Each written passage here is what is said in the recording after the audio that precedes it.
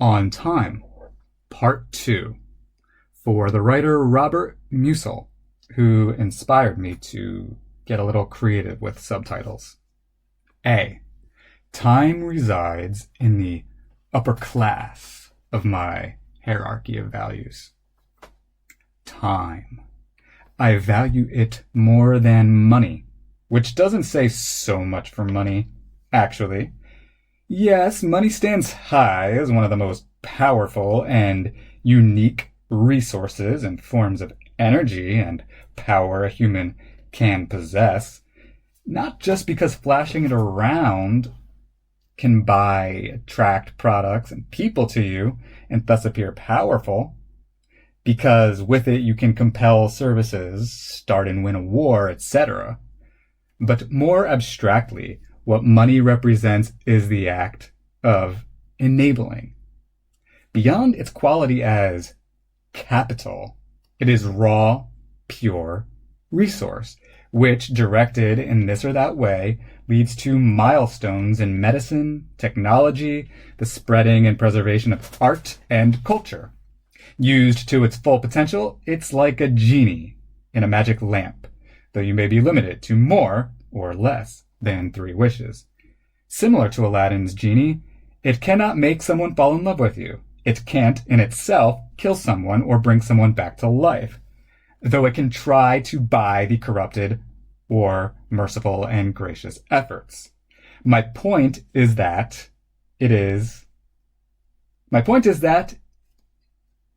time outdoes money, and thus its meaning towers over money's. What is it Bob Dylan sings about money? Let me ask you one question. Is your money that good? Will it buy you forgiveness? Do you think that it would? Oh, I think you will find when your death takes its toll, all the money you made will never buy back your soul. Masters of War. Money doesn't talk, it swears, obscenity, who really cares, propaganda, all is phony. It's all right, Ma, I'm only bleeding. Dylan, as he was when he wrote those songs, surpasses my current level of cynicism as it is today. Not the case in my early 20s. Oh, how I hated money then and viewed it as generally meaningless scraps of paper abused by fascist occultists of sorts. Today, I realize it is untrue to say time is money, but that part of time is money, and that time costs, among other things, some money. Still, if forced to choose between time and money, I choose the latter. Not only because time is better, but also because it is more open-ended. Give us more time, and you will increase, at the very least, the chance to experiment with more ways to make more money. If you want an idea of how intense my passion for time is, compare my mood when my control over how my portion of it ends up spent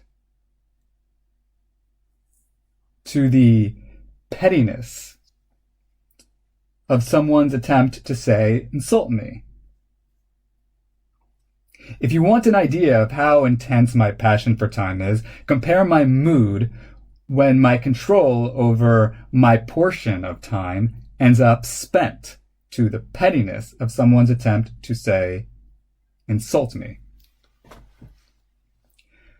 I say attempt because verbal attacks, mischaracterizations, etc. in general tend not to hurt my feelings or infiltrate my thoughts, as I view such acts as mere symptoms of irrationality and or unwellness.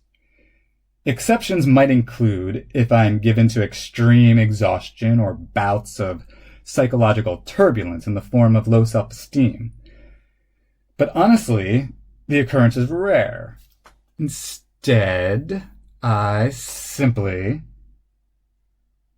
find a person's current, seemingly impenetrable disposition towards social destructiveness annoying, unethical, and wish the troubled lad or lass the best in correction of thought and or psychological treatment so he or she can grow well, and the bad vibes can be pushed out of my way so my attention can focus on other matters. Diplomatic as I've slowly learned to be in the crossfire of basic disagreements, my maturity, poise, and cool can shatter in the pressure of doing something I don't want to do, not just in a context of right or wrong, but especially in the context of believing it an utter waste of my time. Put one way, you could say the pretentious, arrogant, condescending, elitist, selfish snob within me sometimes awakens in such a situation. Looking at it a little more from my perspective, you might appreciate that I'm just extremely passionate about the struggle of the individual to fulfill her or his desires. You could find numerous examples of this conflict in my life.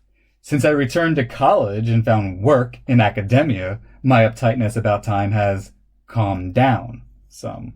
Before that, during my cashiering days, beyond the fear of intellectual atrophy was my intense desire, above all things, to read and write. Not simply before or after work, but during the work day, so I could conquer more with greater energy.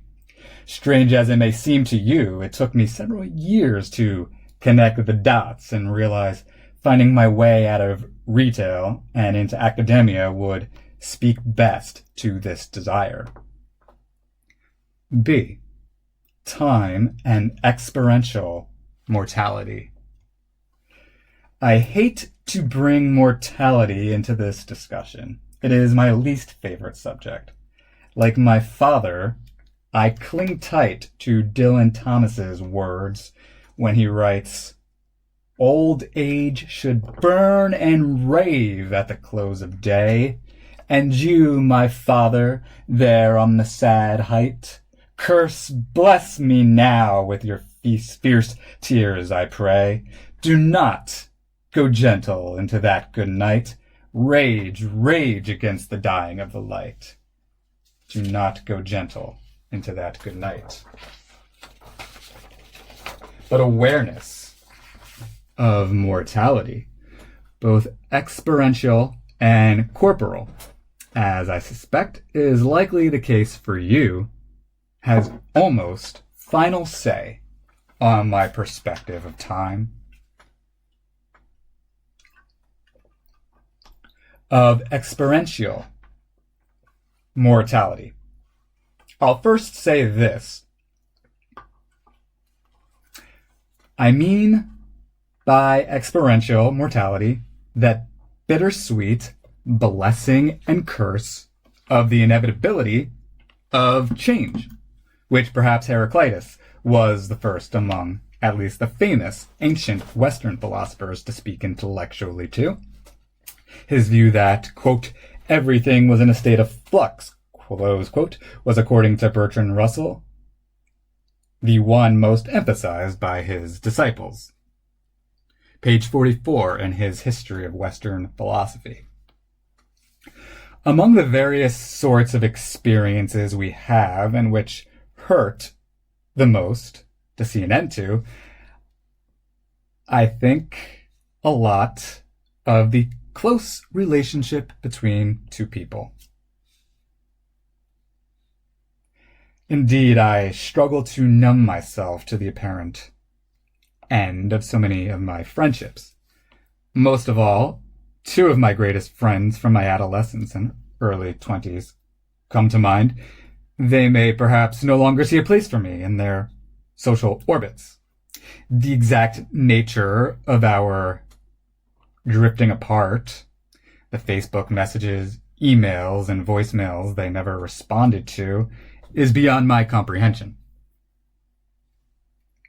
I realize we can each only keep in touch with so many others, and that especially when we are between, say, our mid-20s and mid-30s, when so many of us are still trying to establish ourselves in the world of career, money, and starting a family, one can find oneself exceptionally tangled in the complexities of one's to-do lists and obligations. Even my former friends are actually just ignoring me, and the busy state of their lives has nothing to do with the demise of our interactions. I don't take it personally, though I do think and hope it will forever hurt. Not because it offends me, but rather because the pain of the loss becomes like a tattoo embodying the memories of the relationships, and that is branded by iron to my soul's media, which I prefer over forgetting. This is why I sometimes think of ex-girlfriends, and don't feel too jealous at the thought of my wife thinking about her exes. We knew them. For a time, we were close. Maybe we thought, due to emotional intensities, we were even in love, even if we, in actuality, were not. With lovers and friends, I can still recall. Some are dead and some are living. In my life, I've loved them all. But of all those friends and lovers, there is no one compares with you, and these memories lose their meaning when I think of love as something new, though I know I'll never lose affection for people and things that went before. I know I'll often stop and think about them. In my life, I love you more. John Lennon, Paul McCartney, in my life. This theme of burnt-out relationships is one my father knew well, both in his capacity as a therapist who specialized in couples counseling and with respect to his own trio of marriages. Yet, in his experiences, one day you are married to someone, the next you're not. Last night I knew you, tonight I don't. Bob Dylan, Mississippi. C.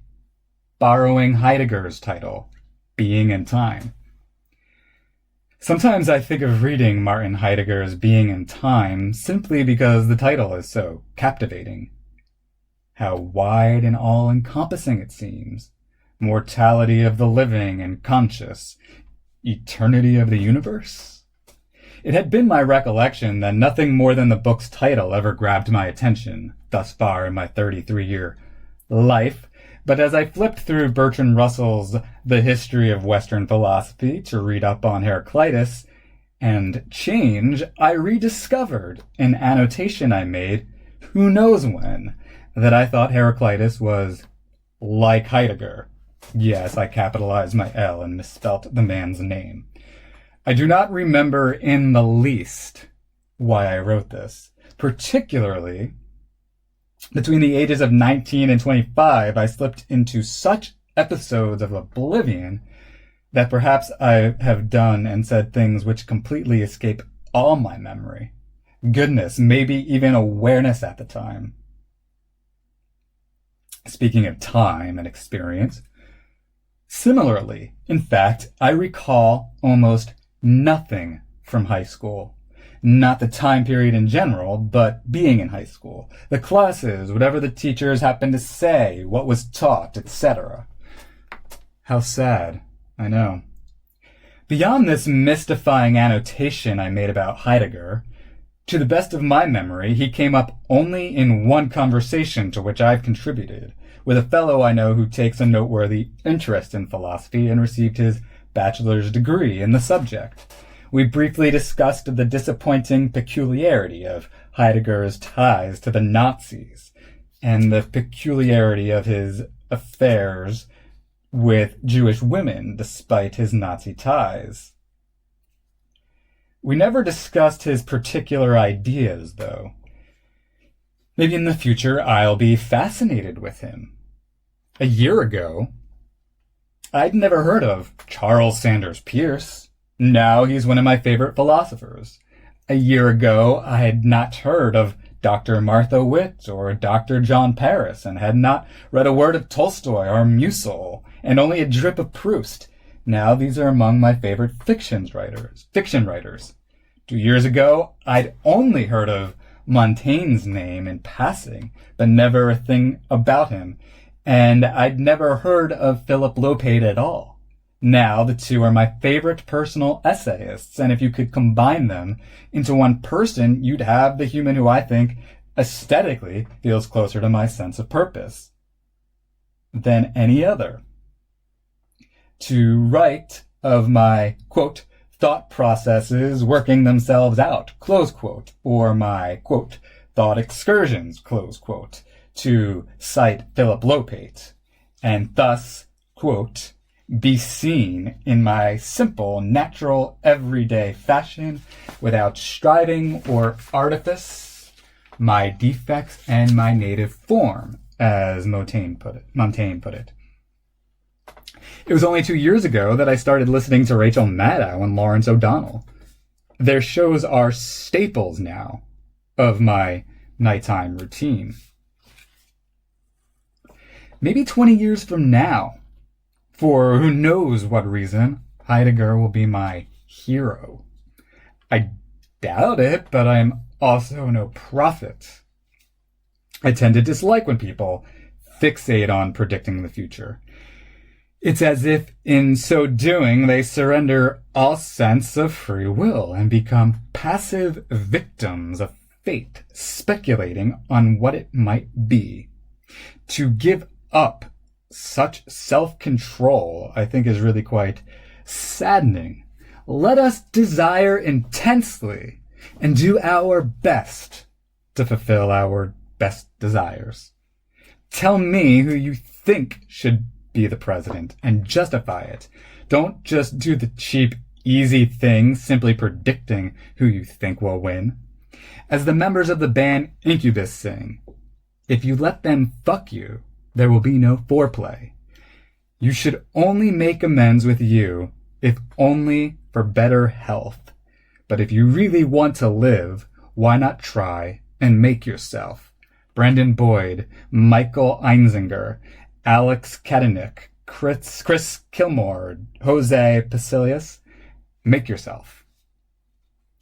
Maybe since I do love that title, Being in Time, so much, I ought to return to it sometime. But there is too much to read. And what about the other glorious forms of media I wish to consume? There is this world of television and movies and paintings and photography, of architecture and sculpture, dance and music, clothing.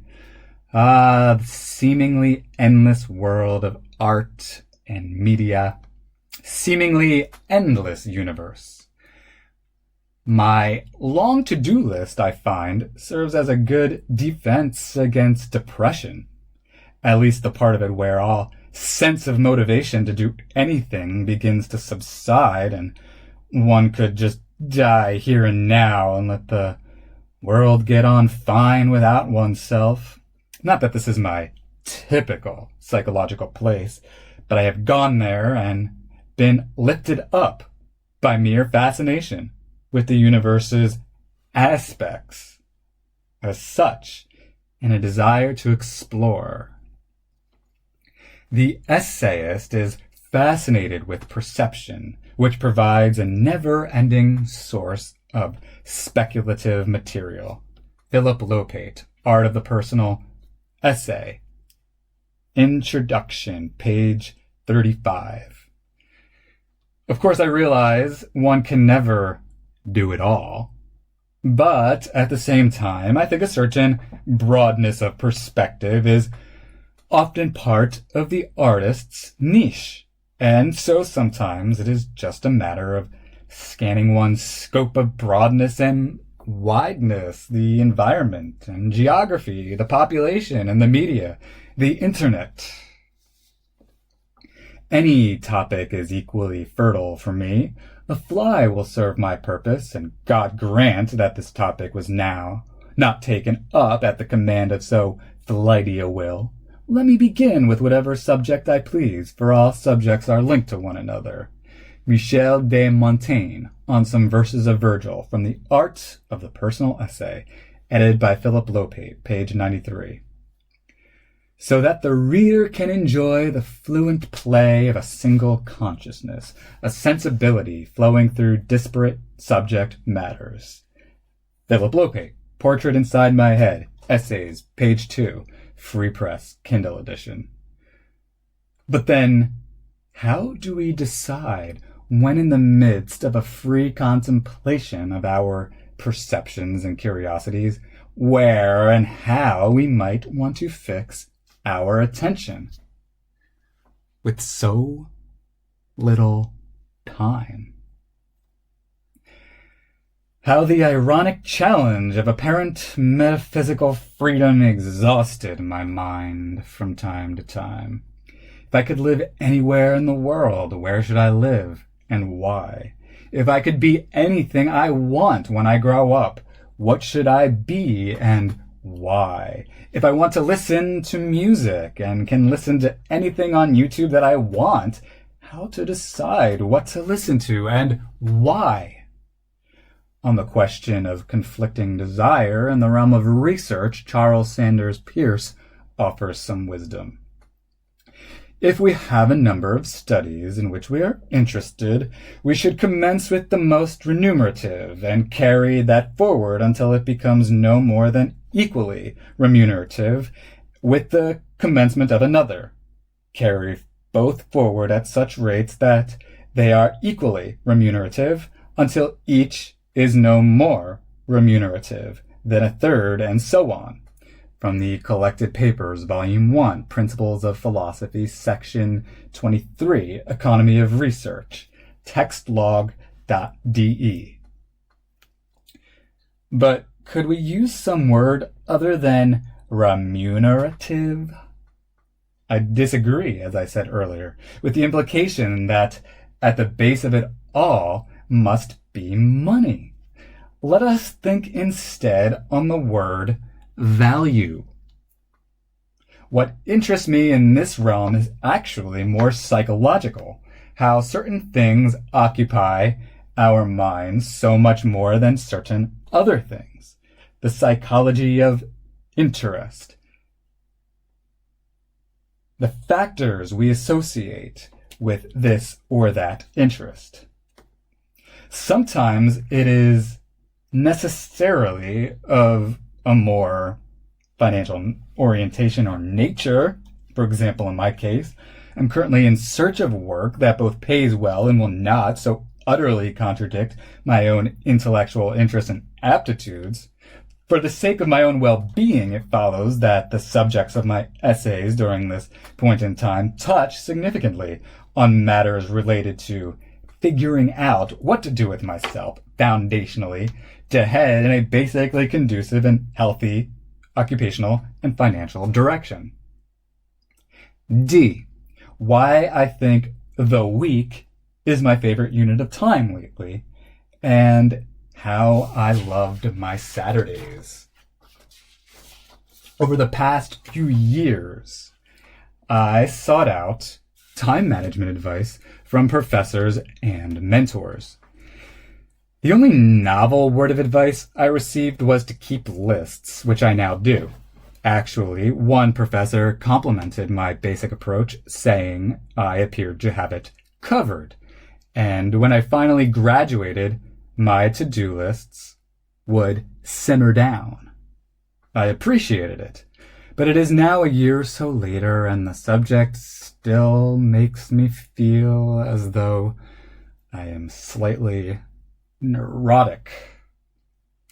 Following some semblance of a practical daily routine has been a major goal of mine for the past 8 years or so, attempting to ensure that I find daily time to write. I try to give myself 2 hours first thing every morning while I drink my coffee. I try also to read daily.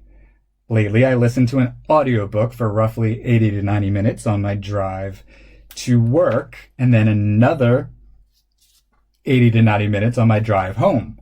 And I try for an hour or two in bed until I can't keep my eyes open. Getting the news is crucial to me.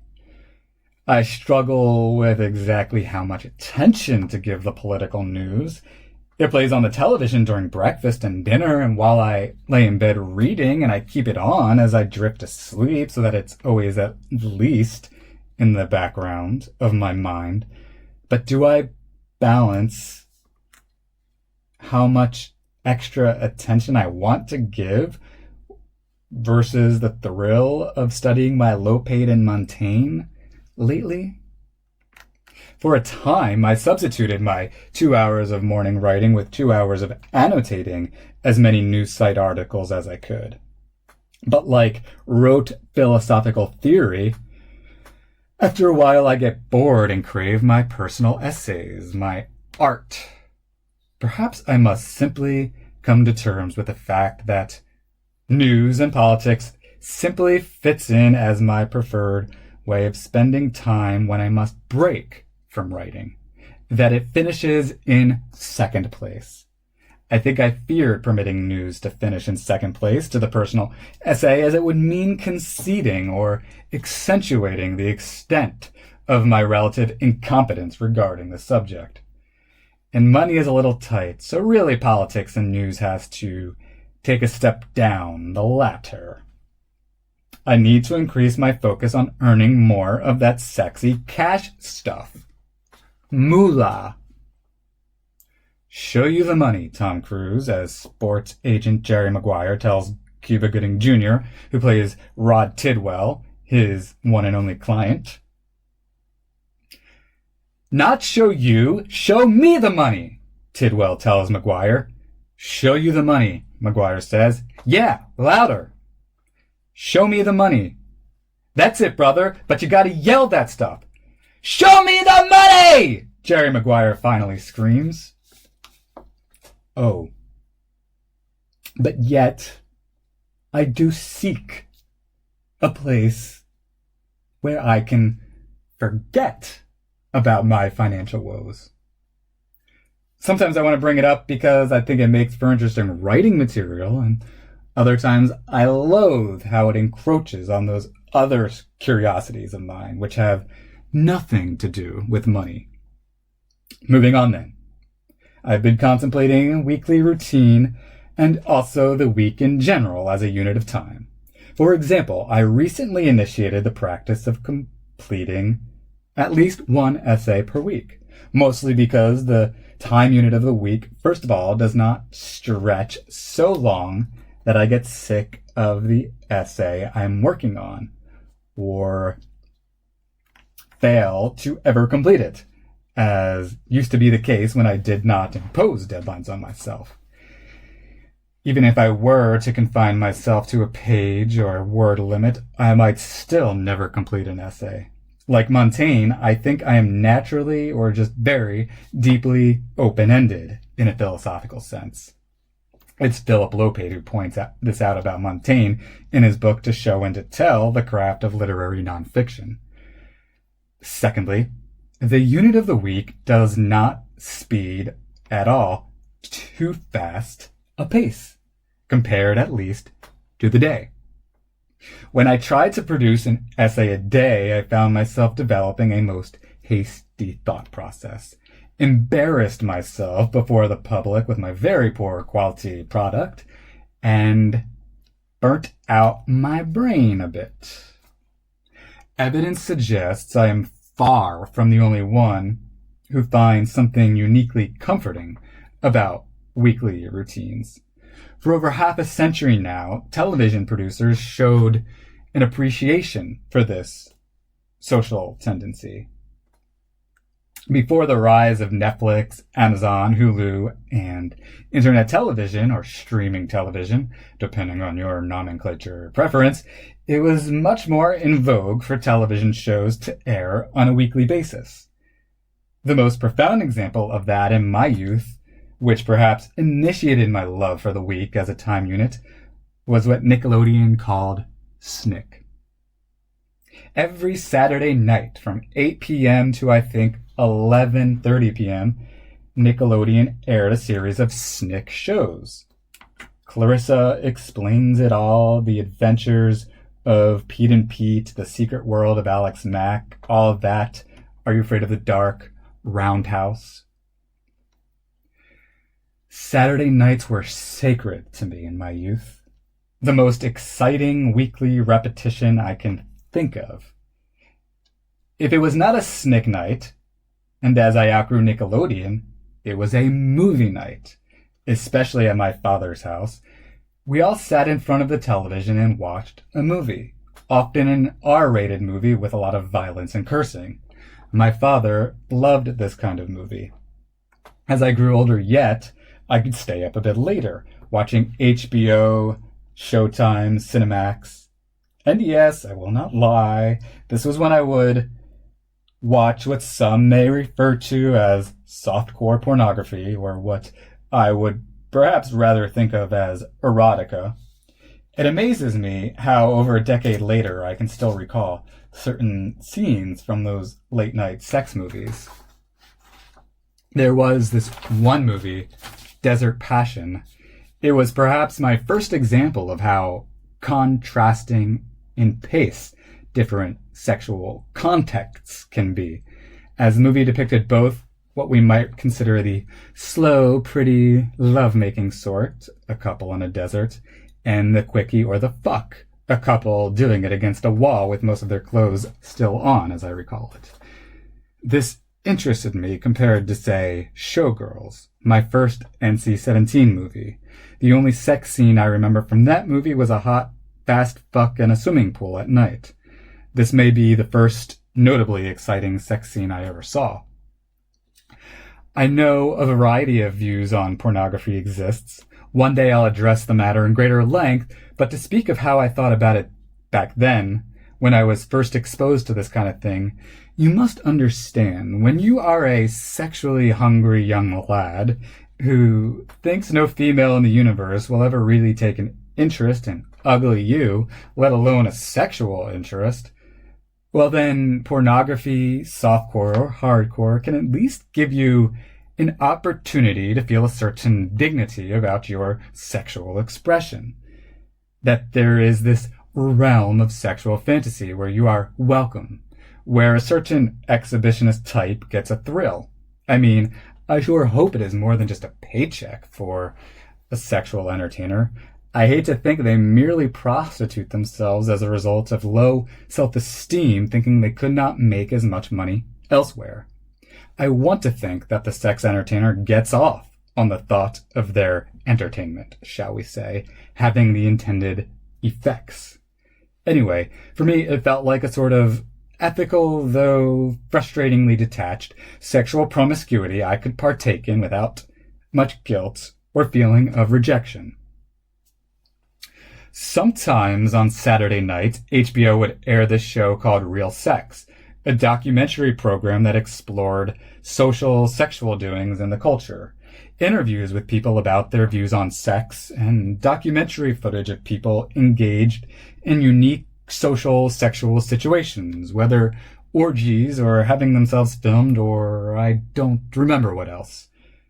Saturday nights thus became not even so much about sex or exciting movies and TV as they became symbolic of my entrance into a sense of life so contrary to the rest of the week.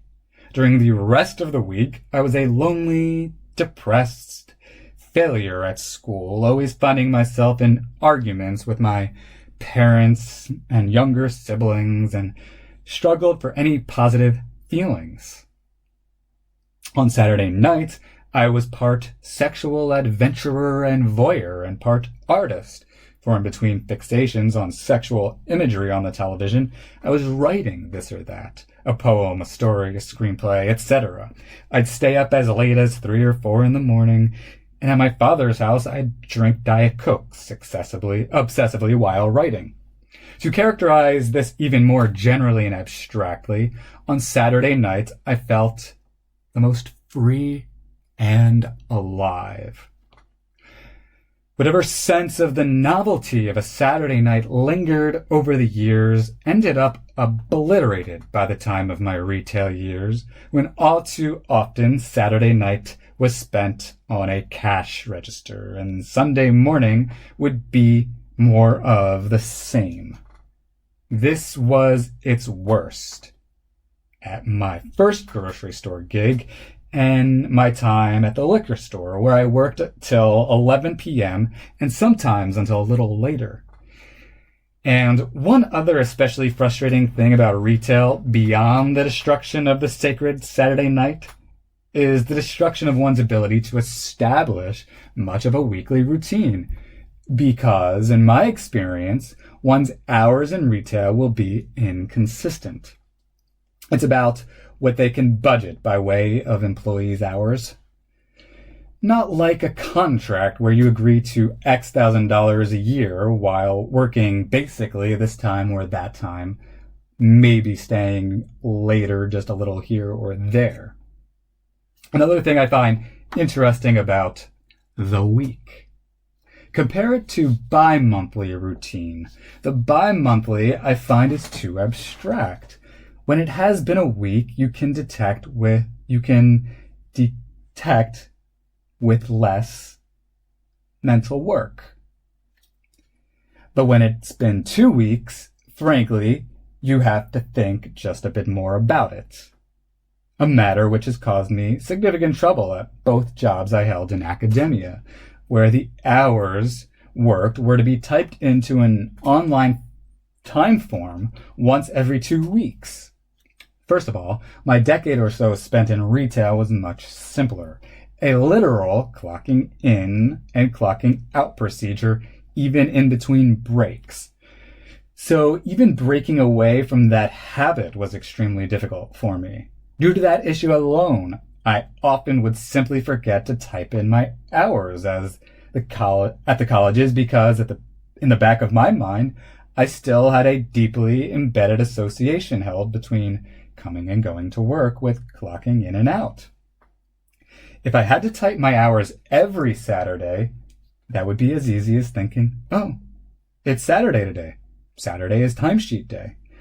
But with the rhythm stuck at only every other Saturday, the sense of habit is less ingrained.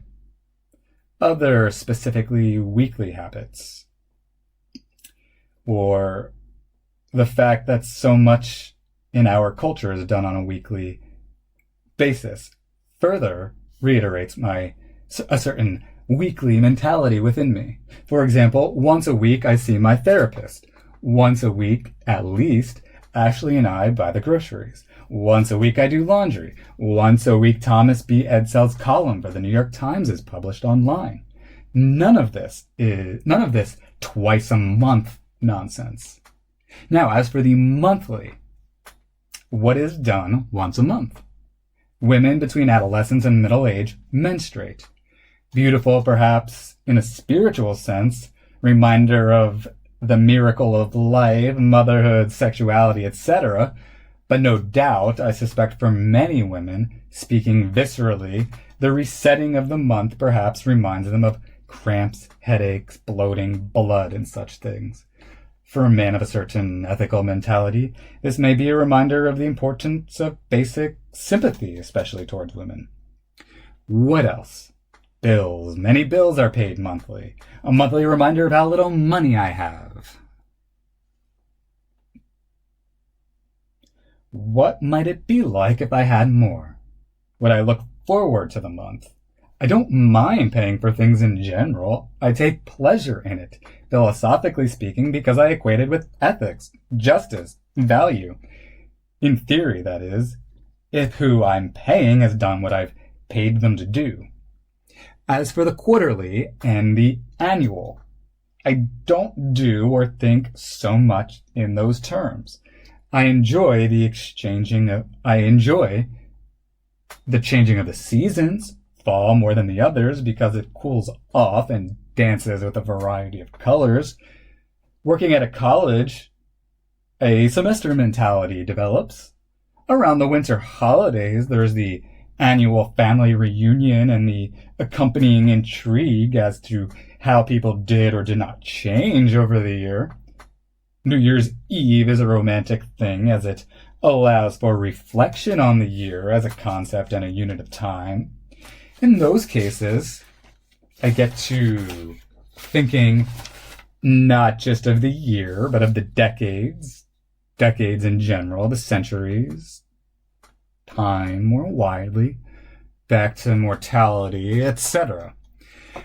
Still, in my 30s, decades remain pleasantly abstract to me compared to years, but in between the years, the decades as a unit of time, I also find fascinating is the U.S. presidential term, the age of Trump, the Obama years, the Bush days, the Clinton era, etc. What is most interesting about that is the sort of iconic stamp each president represents in my mind as a reminder of how life changed during the years of his, or theoretically her, executive leadership. If I may draw one uncanny connection, then, between a certain quality of this age of Trump and the concept of the week, it feels to me like every week there is at least one more mass shooting, often associated with white nationalism, and that every week is a reiteration of the reluctance on the part of Trump, the GOP, and the NRA to do anything substantive about it.